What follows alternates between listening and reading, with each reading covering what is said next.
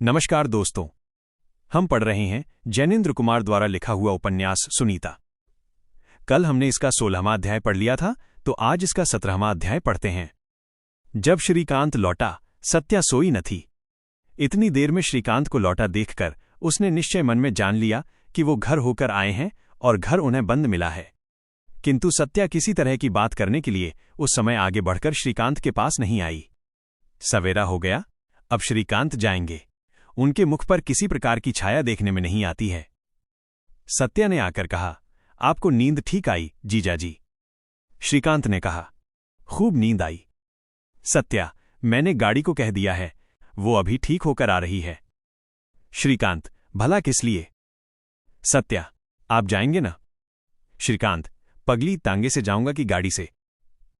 कोई मुझे सुनना है कि मैं क्यों रात को यहां रहा, सीधा क्यों नहीं घर चला आया? जानती नहीं तू अपनी बहन को? गाड़ी उसने देखी कि कहेगी रात को वहीं रहे होंगे और खूब बिगड़ेगी। तू भी सत्या पगली है। सत्या का जीजाजी की ये बात सुनकर विस्मय से भर गया। वो इस जीजाजी के समक्ष मन ही मन नतमस्तक हुई। उसने कहा, तो तांगे के लिए कह दूं? हाँ, कहो। सत्या का मन ज्यों-ज्यों इस जीजा के प्रति स्नेह और व्यथा से भरता आता है, त्यों ही त्यों वो जीजा के प्रति कठिन और विरुद्ध पड़ती जाती है। उसने कहा, जीजाजी मैं भी साथ चलूं? श्रीकांत ने उसकी ओर देखकर कहा, अभी क्यों, शाम को आना। तब सत्या ने भी अबोध सी बनकर कहा, शाम को तो मुझे पढ़ने आना है ही। श्रीकांत ने इस बात पर सत्या लड़की को देखा।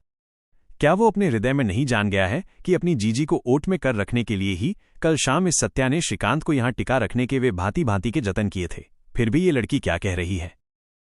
श्रीकांत ने कहा, पढ़ने? हाँ, पढ़ने तो आओगी ही। इस बातचीत में दोनों ने दोनों को समझ लिया।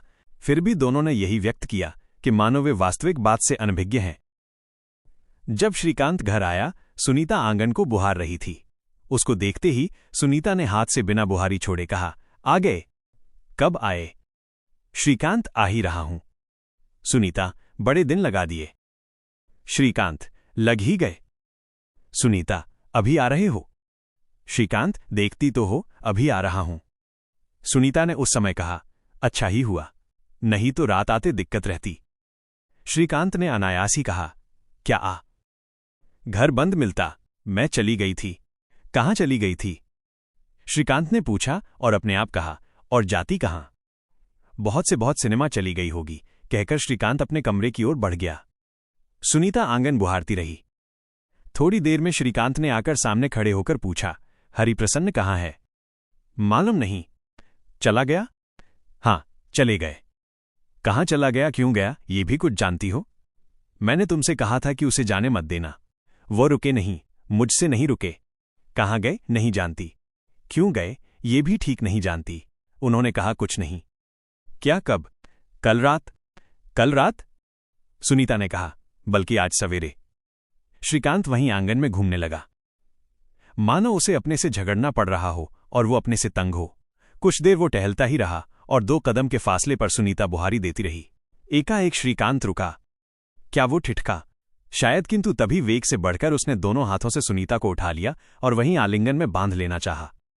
सुनीता ने कहा, हैं, देखो क्या करते हो? और वो अलग होकर फिर बुहारी करने में लग गई।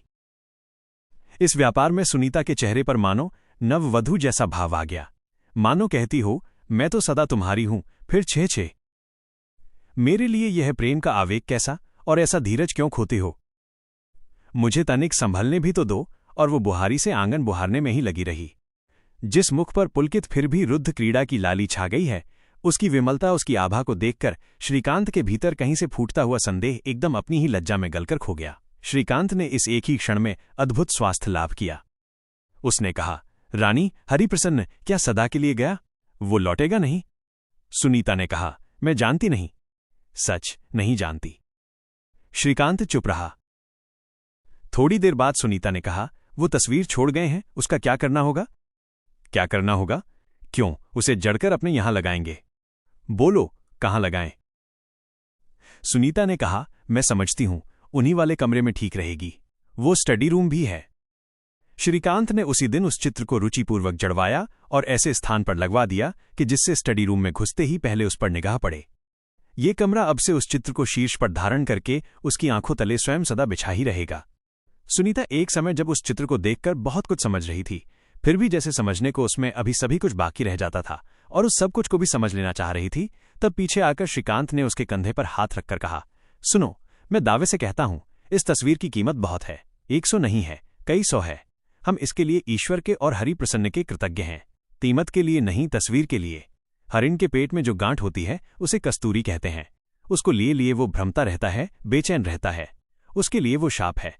कस्तूरी हमारे लिए है, उसके लिए वो गांठ है। वो गांठ उसे तो मौत लाती है, किंतु उस हरिण के पास वो ही एक भाग्य की देन है। उसे ही वो दुनिया को दे सकता है। दुनिया उसी को कस्तूरी कहती है, उसी पर रीझती है, उसी के लिए उसे मारती है। ये चित्र सुनीता हरिप्रसन्न के चित्त की गांठ है।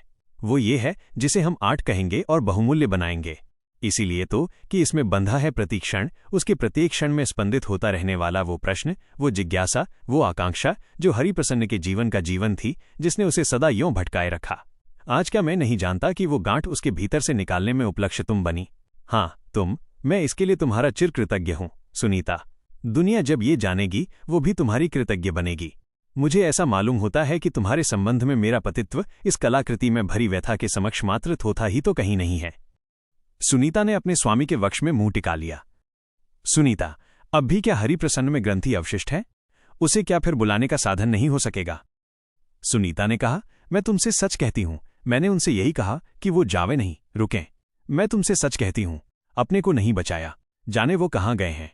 मुझे लगता है देखना होगा कहां गया है। But our queen can do no wrong. किंतु सुनीता ने तो मानो ये सुना ही नहीं। उसने कहा, लेकिन अब मुझे छोड़कर तुम न जाना। विधाता ने हमें व्यर्थ ही नारी बनाया है।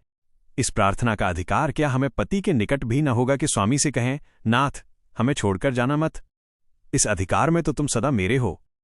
श्रीकांत ने अपने वक्ष में टिके हुए सुनीता के चेहरे को धीमे धीमे थपकते हुए हंसकर कहा, उस तस्वीर में जिसको चिर जिज्ञासा में हरिप्रसन्न ने तू से संबोधन किया है, वो पीछे कुछ और है, पहले नारी है। मैं भी क्या तुमसे कहूं कि अरी ओ छलनामयी, अरी ओ तू। सुनीता ने छिटक कर ब्याज क्रीड़ा के भाव से कहा, हटो हटो। तो ये था इसका 17वां और अंतिम अध्याय। आपको ये पूरा उपन्यास कैसा लगा कमेंट में जरूर बताएं, और अगली किताब कौन सी लाऊं ये भी बताएं।